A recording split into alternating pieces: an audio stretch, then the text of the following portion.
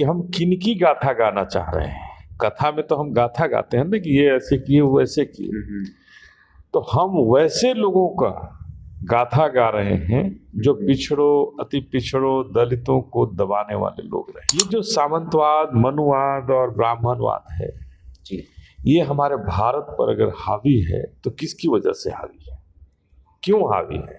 और आज के समय में अगर कोई हिंदू का ठेकेदार, कोई हिंदू धर्म का ठेकेदार जी हमारी किसी बहन बेटी के बीच में आकर के तो रोकता है तो निश्चित रूप से खून खौलता है। ये जो बागेश्वर जैसे जो लोग हैं, बागेश्वर धाम जैसे जो ये जो लोग बने हैं, ये निश्चित रूप से हमारे भारत के दुश्मन हैं। ये भारत के दुश्मन हैं और हमारे संविधान के दुश्मन हैं। संविधान को बचाना चाहते हैं तो ऐसे लोगों को जेल के सलाखों में डालना पड़ेगा। जब हम हिंदू धर्म को मानने वाले जो मंदिर में पूजा कराते हैं उनको बुद्ध के टेम्पल में कैसे भेज सकते हैं? दोस्तों, अगर आप हिंदू धर्म में जन्म लिए हैं और अगर आप कथा सुनने की और कथावाचक बनने की क्षमता रखते हैं या कोशिश करते हैं तो फिर आपको लात जूता मिल सकता है, क्योंकि ऐसा ही वाकया हुआ है अप्पू दादू के मध्य प्रदेश के जबलपुर में, जहां पर एक कथावाचिका थी जिनका नाम जो है देविका किशोरी पटेल था। वो जो है कथा कह रही थी और कथा कहने के क्रम में कुछ ब्राह्मण समाज के लोग आते हैं और कहते हैं कि आप ब्राह्मण समाज से नहीं हैं, पहले जाकर ब्राह्मण समाज से शादी करिए, शादी करने के बाद ही आपको कथा कहने का अधिकार मिलेगा। इस मुद्दे को लेकर आपको बता दूं कि पूरे सोशल मीडिया पर जमकर चूल मची हुई है और एक बहुत बड़ा तबका इसका विरोध कर रहा है और एक बहुत बड़ा तबका इसका सपोर्ट कर रहा है। इस मुद्दे को लेकर अभी हमारी मौजूदगी बिहार की राजधानी पटना में है। हमारे साथ बातचीत करने के लिए बहुजन समाज पार्टी के प्रदेश प्रभारी और बिहार के बहुजन समाज के सबसे मजबूत नेता बिहार में कहे जाते हैं साहू जी महाराज अनिल सर से हम बात करेंगे। पहले तो स्वागत है सर। धन्यवाद, सबको जय भीम है मेरा।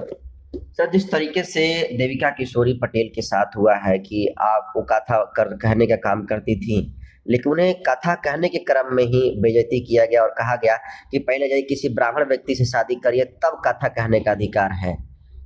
देखिए, मैं तो ये मानता हूँ जी कि हमारे बहुजन समाज के लोग, चाहे वो पिछड़े वर्ग से आते हों, अति पिछड़े वर्ग से आते हों जी, उन्हें सबसे पहले ये समझने की जरूरत है कि वो किनकी कथा कहना चाह रहे हैं।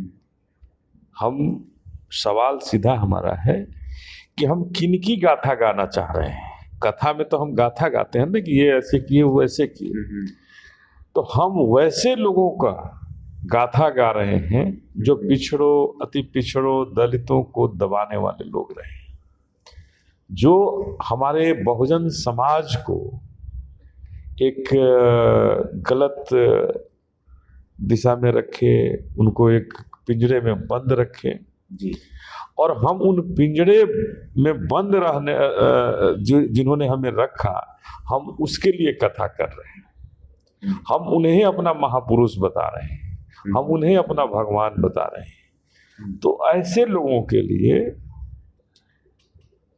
अगर हम उनकी गाथा गा रहे हैं तो निश्चित रूप से उनके जो अनुयायी हैं उनको दर्द होगा कि आप उनकी गाथा कैसे गा रहे हैं। ये अभी भी समझने की जरूरत है पिछड़ों को, अति पिछड़ों को, कि ये जो सामंतवाद, मनुवाद और ब्राह्मणवाद है जी, ये हमारे भारत पर अगर हावी है तो किसकी वजह से हावी है, क्यों हावी है? अरे हिंदू होना, अब आज नया नया सनातनी धर्म अपनाने वाले कितने लोग हैं जो अपने आप को हिंदुओं का ठेकेदार बना दिए। अरे मैं भी हिंदू हूँ, हिंदू धर्म में हमारा जन्म हुआ है, लेकिन मैं इस ठेकेदारी प्रथा का घोर विरोधी हूँ और मैं उन ठेकेदारों से पूछना चाहता हूँ जी कि अगर तुम हिंदू हो, मैं भी हिंदू हूँ, तो आप हो सकते हैं कि अपने ब्राह्मणवाद और सामंतवाद के बल पर जीते हों जी, लेकिन मैं मानवता के बल पर जीता हूँ, मैं समाज में एक रास्ता के बल पर जीता हूँ। और हम समाज में बाबा साहब के जो सोच था उस सोच के तहत जीना चाहते हैं। छत्रपति साहू जी महाराज का जो सोच था उनके सोच पर जीना चाहते हैं। सरदार पटेल का जो सोच था एकीकृत भारत का, उस सोच पर चलना चाहते हैं। तो ऐसे महामानव हमारे इतिहास में रहे हैं, छत्रपति साहू जी महाराज, सावित्रीबाई फुले। तो हम उनके बारे में अगर गाथा कहें, उनकी कहानी कहें, उनकी कथा कहेंगे तो निश्चित रूप से समाज को कुछ शिक्षा मिलेगी, समाज को जागरूकता मिलेगी। समाज में जो हमारे बच्चे हैं उन्हें कुछ नई शिक्षा, नई एनर्जी मिलेगी कि कैसे हमारे लोग, जब सामंतवाद और मनुवाद जब चारों तरफ से हमारे भारत को जकड़ा हुआ था, उस जकड़ में भी, शेर के मुंह में भी हाथ डालने, अंगुली डालने का काम हमारे इन महापुरुषों ने किया था। और आज के समय में अगर कोई हिंदू का ठेकेदार, कोई हिंदू धर्म का ठेकेदार हमारी किसी बहन बेटी के बीच में आकर के तो रोकता है तो निश्चित रूप से खून खौलता है। तो क्या सर ये जो देविका केशरी पटेल जी के साथ हुआ, ये हिंदू राष्ट्र की एक झलक है सर, ट्रेलर इसको कह सकते हैं? क्योंकि कहने के लिए तो ये भी तो हिंदू ही हैं, लेकिन फिर भी इस तरीके से हो रहा है। इन नकली हिंदुओं को समझना पड़ेगा। ये जो नकली जो हिंदू मैं कहना चाहता हूँ, कौन नकली हिंदू है सर? ये जो धर्म के जो ठेकेदार बने हुए हैं, ये नकली लोग हैं। लेकिन वही तो असली अपने को बता रहे हैं सर। ये असली नहीं हो सकते हैं। हिंदू धर्म में, हमारा जो हिंदू धर्म है, हमारा सनातन का जो धर्म है, उस धर्म में कभी भी हमारे लोग सड़क पर नहीं उतरे हैं पूजा और पाठ के लिए। कहीं भी हमारे धर्म में पूजा हम लोग घर में मनाए हैं। होली हो, दिवाली हो, दशहरा हो, या जो भी पूजा हो हमारे घर के अंदर सिमट के रह गया। लेकिन आज जो पूजा हो रहा है, सड़कों पर जो पूजा हो रहा है, जुलूस निकाल के जो पूजा हो रहा है, हमारे धर्म में कभी ऐसा नहीं हुआ है। हमारे धर्म में कभी भी इस तरह के पूजा को कभी प्रोत्साहित नहीं किया गया। निश्चित रूप से ऐसे पूजा करने वाले लोग धर्म विरोधी हैं और ये नकली हिंदू हैं। नकली हिंदू हैं, ये नकली हिंदू हैं। और आज के समय में बहुत सारे ठेकेदार पैदा हुए हैं जो हिंदू राष्ट्र की बात करते हैं। बागेश्वर बिहार में भी, गोपालगंज में आ गए सर, वो भी हिंदू राष्ट्र की। देखिए, हम तो कहना चाहते हैं और निश्चित रूप से मैं कहना चाहूँगा कि ये जो बागेश्वर जैसे जो लोग हैं, बागेश्वर धाम जैसे जो ये जो लोग बने हैं, ये निश्चित रूप से हमारे भारत के दुश्मन हैं। ये भारत के दुश्मन हैं और हमारे संविधान के दुश्मन हैं। संविधान को बचाना चाहते हैं तो ऐसे लोगों को जेल के सलाखों में डालना पड़ेगा। एक आखिरी सवाल लेंगे सर। बोध गया टेम्पल को लेकर लगातार आंदोलन हो रहे हैं। जो बौद्ध भिक्षु पिछले 1 महीने से बैठे हुए हैं, उनका कहना है बीटी एक्ट खत्म हो जाना चाहिए, ब्राह्मणों को वहां पर हटा देना चाहिए और बौद्धों को जिम्मा सौंप देना चाहिए महाबोधि बिहार। इस मुद्दे को लेकर आप कैसे देखते हैं सर? बिल्कुल सही कहना है। और आज हर धर्म में ये आज़ादी है कि जो उस धर्म के मानने वाले लोग हैं उनको पूजा की आज़ादी है।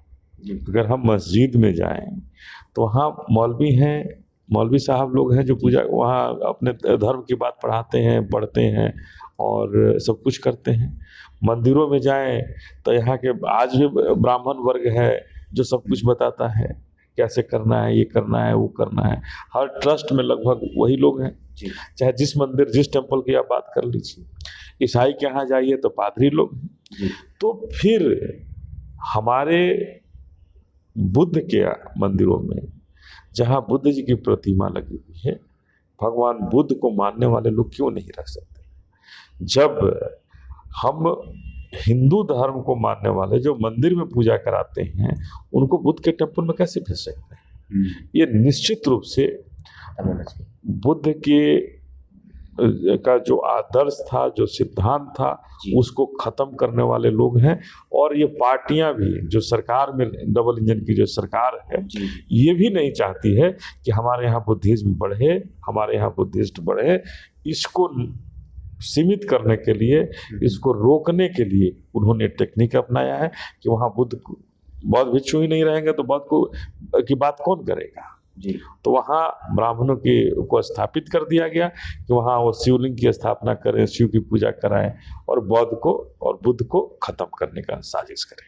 तो आप चाहते हैं सर कि पूरी तरीके से निरस्त हो, जो मांग है उनकी पूरी हो? देखिए हमारा सीधा हमने कहा कि जिस धर्म के मानने वाले लोग हैं, जी बुद्ध भगवान जो थे वो कभी भी किसी जाति को नहीं उन्होंने कहा था। अगर ब्राह्मण भी है हमारे बौद्ध धर्म को मान ले, जी हमारे बौद्ध धर्म को माने, बौद्ध की बात को माने तो करे वहां, रहे वहां। हाँ लेकिन अगर बौद्ध धर्म को अपनाता नहीं है तो कैसे बुद्ध के मंदिर में पूजा करे? सर इलीगल लग रहा है सर। ये अन्याय है और ये कहीं ना कहीं हमें ऐसा लगता है कि ये डबल इंजन की जो सरकार है, जो अपने आप को हिंदू राष्ट्र बता रही है या हिंदुओं का सबसे बड़ा शुभचिंतक ठेकेदार बता रही है, ये कहीं ना कहीं हिंदू विरोधी तो है ही और कहीं ना कहीं बुद्ध विरोधी है। और बुद्ध के विचारों को खत्म करने के लिए भले ही जाकर के हमारे देश के प्रधानमंत्री अमेरिका में जाके कहते हो कि मैं बुद्ध की धरती से आया हूँ, लेकिन बुद्ध के पद चिन्हों पर चलना तो दूर, उनके नामों निशान को मिटाने वाली ये सरकारें हैं और कभी नहीं चाहती है कि बुद्ध का नाम आगे हो, बुद्ध के मानने वाले लोग बढ़े। ये बुद्ध को खत्म करने चाहते हैं। देखिए तमाम मुद्दे पर इन्होंने एकदम क्लियर कर दिया है कि जो बिहार की सरकार है वो बुद्ध विरोधी है और शायद यही वजह है कि 1949 का जो एक्ट है अभी तक खत्म नहीं हुआ और लगातार बौद्ध भिक्षुओं के द्वारा बोध गया टेम्पल के सामने प्रोटेस्ट किया जा रहा है। इसको लेकर अनिल सर ने बहुत बड़ा बयान दिया है। देविकानंद पटेल के साथ जो हुआ है, देविका किशोर पटेल के साथ जो हुआ है, उस पर भी इन्होंने बहुत बड़ा सवाल उठाने का काम किया। इनके तमाम बयानों को आप कैसे देखते हैं, कमेंट कर दीजिए। बहुत बहुत धन्यवाद।